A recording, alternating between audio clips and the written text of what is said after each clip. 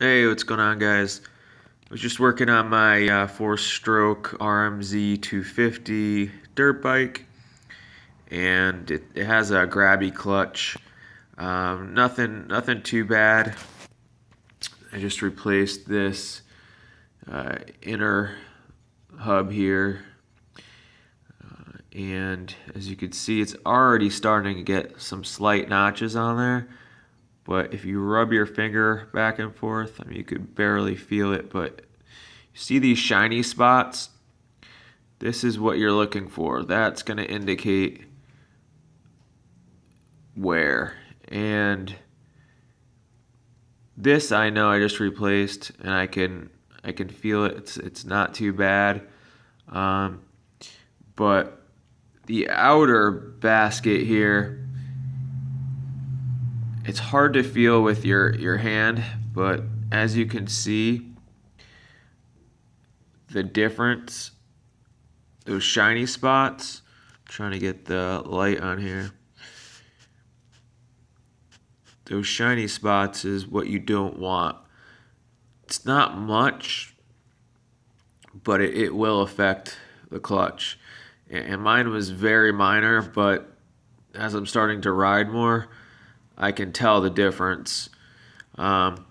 So the inside one, there's too many to file down to do this fix I'm talking about. You're better off just buying a new one unless you have a shitload of time on your hand and you want to go and file every single one of those down. But I believe there's like 60 something that you'd have to do. A new one's only like $35, $40 on most dirt bikes.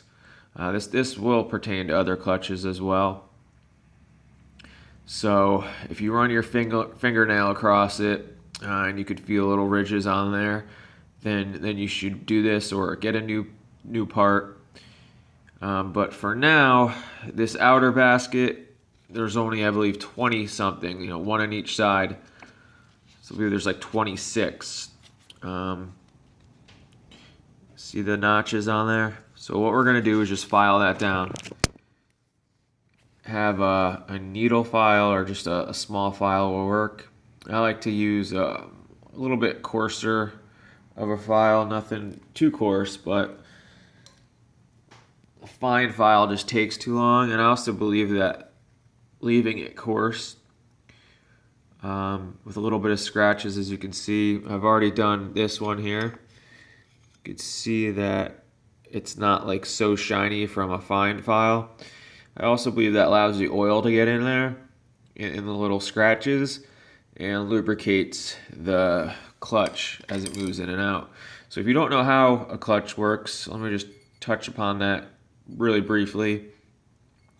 There's the parts that attach to this, two parts to a clutch. One part attaches to this, and the other part attaches to here. The fibers and the plates attached to here.